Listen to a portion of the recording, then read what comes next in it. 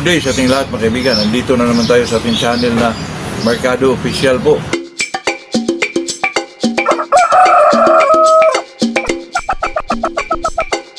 Ay pag-usapan natin mga kaibigan ay itong tungkol sa roundhead mga kaibigan. Kasi may nagtanong na ang roundhead ba daw ay may takbo ba daw? Alam nyo naman mga kaibigan na itong manok, lalo na pag hindi na kondisyon itong manok, natamaan ka ng medyo patal, ay talagang tatakbo rin ng isang manok mga kaibigan. Ma-roundhead man yan o ano, ay may mga hats pa nga tumatakbo mga kaibigan. Depende lang yun sa ano ng tama mga kaibigan, kung sa bigat ng tama o kasi mga kaibigan, di tayo makapagsabi na ito tumatakbo, ito sweater tumatakbo, ito may takbo din ito, Maclean hats. Kasi depende kasi yan sa sitwasyon sa isang manok sa araw ng laban mga kaibigan, totoo yan. Pero naman pag sinasabing may takbo talaga ay palaging ginagawa na po. So dati na anuhan ko na yan mga kaibigan sa mga big time na breeders na ang roundhead talaga may takbo mga kaibigan, totoo yan.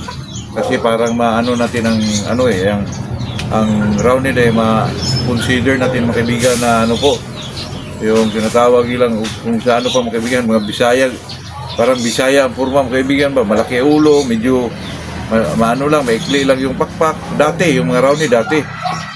Pero sa pagkakaalam ko mga kaibigan, sa mga roundhead ngayon po, talagang mahirap na siguro patakbuhin mga kaibigan, kasi lalo na pag nahawakan na ng isang breeder po ng matagal, maabot na ng 5 years, 10 years, siguro mga kaibigan, pinapasukan na yan kung katulad nila Martin Esculin, nila ni Myron Esculin.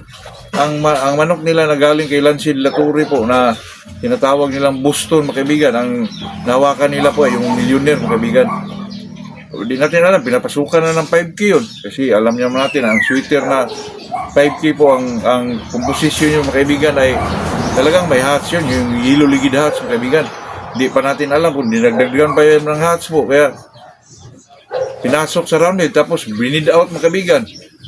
Talagang iba na ang laman ng roundhead mga kaibigan sa ngayon po, kasi sa nakita natin ngayon mga kaibigan, lalo na sa mga cruises na sweater roundhead, talagang wala na tayong nakikita mga kaibigan na kumakalas ko na medyo tumatakbo sa laban. Ako, mahirap na yun mga kaibigan, lalo na pag nakondisyon ng isang manok. Kahit inirbon sa kabituwel lang, nako, mahirap patakbuhin ang mga manok na ngayon mga kaibigan.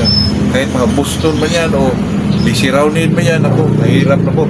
Wala na po ako makita, kahit dito lang sa probinsya namin mga kaibigan, alam kong roundhead po, ay wala na, mahirap na po mga kaibigan, lalo na sa nowadays mga kaibigan na medyo natuto na yung mga tao through mini seminar sa mga anong klaseng kumpanya na nagtuturo na sa mga sabungiro na kung paano i-handle ang conditioning, yung mga ginagamit na vitamina.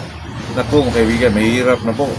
Lalo na ang manok mga kaibigan, mabigyan mo ng isang vitamins, kahit mga multivitamins lang, yung mga gilid-gilid na katulad yung mga sinasabi natin mga kaibigan, yung mga Enervon, yung mga Ribicon.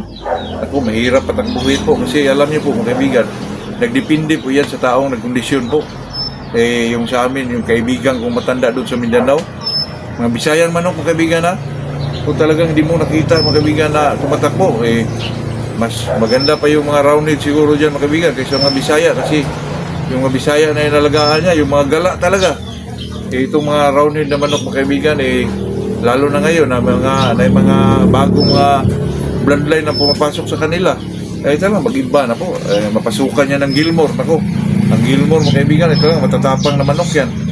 Mahirap patakbuhin ang isang roundhead pag napasukan na ng kahit mga 1/4 lang. Ang iba dyan mga kaibigan, pasukan ng Gilmore tapos yung breed out, mag 3/4, 1/4 na. Mahirap na patakbuhin ang mga manok na ganyan mga kaibigan, kasi may mga bloodline na nakapasok sa kanila na medyo matatapang na lahi. Mahirap na, lalo na pag pinapasukan ng mga Maclean. Hindi lang natin alam kung mag-iba ang away, pero alam nyo na mga kaibigan, pag isang breeder po talagang tinitingnan yung mga weakness nila mga kaibigan. Kung medyo kulang sa angat, pasukan ng 5K, kasi ang 5K alam naman natin na medyo flighty. Tapos may hats din yan, katulad ng mga yellow ligid hats. Naku, mahirap na po. Ang isang bloodline mga kaibigan na mahawakan na isang breeder, lalo na pag umabot ng mga 5 taon, 10 taon, mahirap patakbuhin na po yan, mga kaibigan. Lalo na pag nakakondisyon, nabigyan ng mga multivitamins, mga injectables, ako, mahirap na po. Kaya sa atin, mga kaibigan, bilang isang sabungiro po, ay kailangan talaga natin na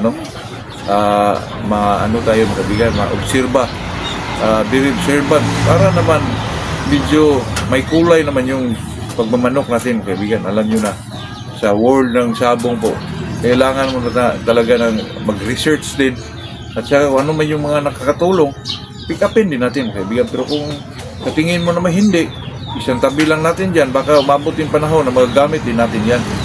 Kasi alam nyo na, mga kaibigan, sa panahon na yon, kung magmanok ka, kung hindi ka kumukuha sa mga nagbe-breed na yung mga bloodline talaga maiwanan ka, mga kaibigan. Kasi iba na ngayon, mga kaibigan, lalo na pag katulad itong mga hinahawakan natin na mga sweaters. Naku, talaga may mga palo yan, tapos magaganda pa.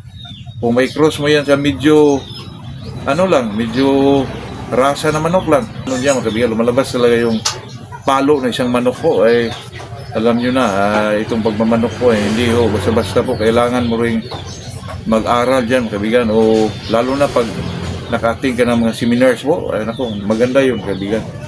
Ito lang pa yung nag-usapan natin sa araw na to, na ang roundhead, mga kaibigan, ay may takbo pa talaga. Depende na lang yun sa nag-alaga, mga kaibigan. Kasi lahat ng bloodline po ay magaganda yan, mga kaibigan, totoo yan. Good morning sa ating lahat po.